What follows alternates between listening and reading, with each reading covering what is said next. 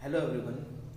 आज के इस लेक्चर में हम थर्ड नंबर का जो इंडिकेटर्स है physical quality of life index, जिसको शॉर्ट में PQLI बोलते हैं, उसके बारे में डिस्कस करेंगे। आगे हमने देखा growth rate in national income, growth rate in per capita income का इंडिकेटर, बट वो दोनों इंडिकेटर्स में काफी सारी लिमिटेशंस है। ठीक है, वो लिमिटेशंस को दूर करने के लिए, रिमूव करने के लिए ये physical quality of life index है वो डेवलप्ड हुआ।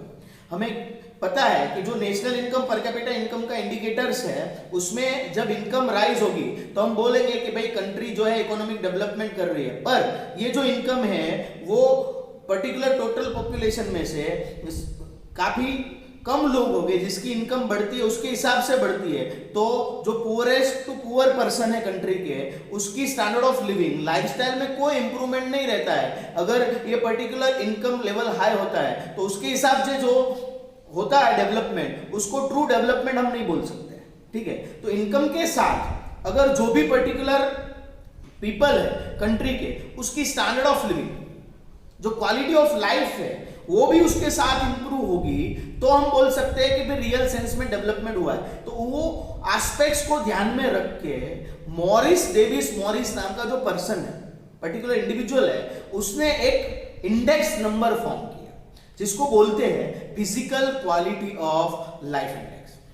उसमें उसने बेसिकली 3 पैरामीटर्स लिए हैं, उसके बारे में और उसके हिसाब से एक पर्टिकुलर इंडेक्स कैलकुलेट होता है और उसके हिसाब से हम बोल सकते हैं कि भाई कंट्री का इकोनॉमिक डेवलपमेंट हो रहा है या नहीं हो रहा है। तो जब PQLI physical quality of life का इंडेक्स हाई रहेगा तो हम बोलेंगे कि डेवलपमेंट भी हाई है। Physical quality of life index लो रहेगा तो हम बोलेंगे कि डेवलपमेंट लो है। अगर वो स्टेबल रहेगा तो हम बोलेंगे स्टेबल रहेगा। तो हमें अभी ये डिस्कस करना है कि ये जो physical quality of life index में, उसमें मॉरिस डेविस मॉरिस ने कौन से 3 डिटरमिनेंट्स है, फैक्टर्स है, वो लिए और उसके हिसाब से ये पर्टिकुलर इंडेक्स जो है कैलकुलेट किया है।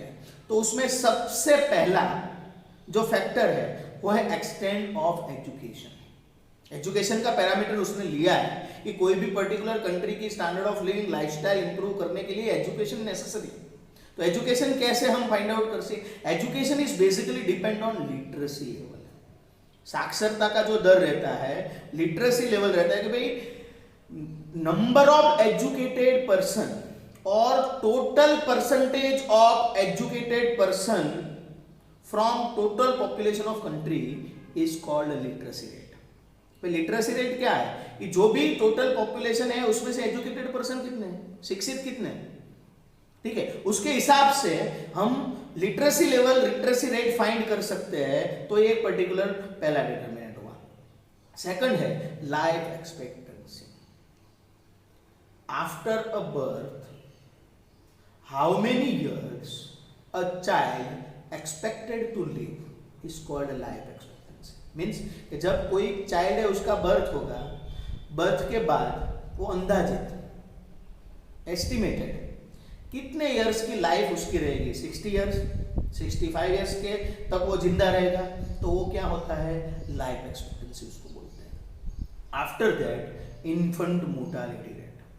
Infant mortality rate means number of child die per 1000 child before completion of 1 year is called infant mortality rate. Means कि जब कोई चाइल्ड का बर्थ होता है, ठीक है, और नंबर ऑफ चाइल्ड जो बर्थ होता है कंट्री में पर 1000 चाइल्ड, 1000 के हिसाब से लेना है कि भाई 1000 चाइल्ड का बर्थ हुआ, वो 1000 चाइल्ड में से 1 ईयर है वो कंप्लीट करने के पहले कितने चाइल्ड का डेथ हुआ। से फॉर एग्जांपल 1000 है, उसमें से 40 चाइल्ड जो है उसका 1 ईयर कंप्लीट करने के पहले ही डेथ हो गया, तो उसको बोलते हैं इन्फेंट मोर्टालिटी रेट।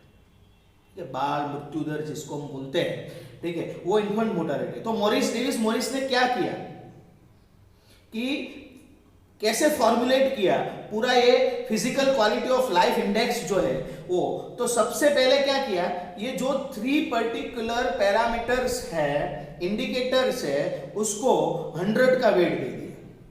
एजुकेशन के लिए 100, लाइफ एक्सपेक्टेंसी के लिए 100, इन्फेंट मोर्टालिटी के लिए, ठीक है।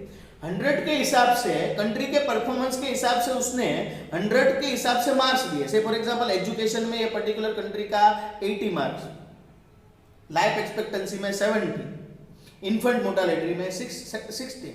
तो अब क्या किया उसने, जो भी 3 है 80, 70, 60 उसका सम कर दिया, सम टोटल, कि भाई 80 प्लस 70, ठीक है, 150 प्लस से फॉर एग्जांपल 50, तो कितना हुआ 200। और 200 जो है उसको एवरेज में ये 3 पर्टिकुलर इंडिकेटर्स के उसके साथ डिवाइड कर दिया, 200 डिवाइडेड बाय 3, और जो भी फिगर हमें यहाँ मिलता है वो क्या हुआ, physical quality of life index. इस तरह से फिजिकल क्वालिटी ऑफ लाइफ का जो इंडेक्स है वो कैलकुलेट होता है। पहले 100 का वेटेज, उसके हिसाब से मार्क्स, उसका सम टोटल, उसको 3 से डिवाइड, जो भी वैल्यू मिलेगी वो physical quality of life index होगा। तो अब उसकी इंपॉर्टेंट एस्पेक्ट्स जो है हम ध्यान में रखते हैं, ठीक है। 100 के जितने करीब होगा physical quality of life index उतना बेटर है, उतना डेवलपमेंट ज्यादा रहेगा। 0 के करीब रहेगा physical quality of life index, उसके हिसाब से, ठीक है, डेवलपमेंट स्लो रहेगा। Physical quality of life index से उसकी वैल्यू 0 to 100 के बीच में रहेगी, ठीक है। Higher the PQLI, physical quality of life index, higher the development, lower the PQLI, lower is the development, ठीक है। और इसके साथ ही जो भी physical quality of life index आएगा उसके हिसाब से 2 पर्टिकुलर स्टेट रहेंगे, 2 पर्टिकुलर कंट्री रहेंगे, उसके डेटा जो है उसके साथ हम क्या कर सकते हैं, कंपैरिजन कर सकते हैं। तो इंपॉर्टेंट एस्पेक्ट्स हुई। अब हम कुछ पॉजिटिव एस्पेक्ट्स को लेंगे। ये पर्टिकुलर जो PQLI है वो education, literacy, infant mortality means health and education के जो इंपॉर्टेंट पैरामीटर है स्टैंडर्ड ऑफ लिविंग के हिसाब से उसको कंसीडर करता है, पहला। सेकंड, पर कैपिटा इनकम से वो बेटर इंडिकेटर है क्योंकि वो स्टैंडर्ड ऑफ लिविंग शो करता है। थर्ड, जो national income, per capita income की लिमिटेशंस है उसके हिसाब से PQLI की कोई लिमिटेशंस इतनी ज़्यादा है नहीं, तो वो भी है।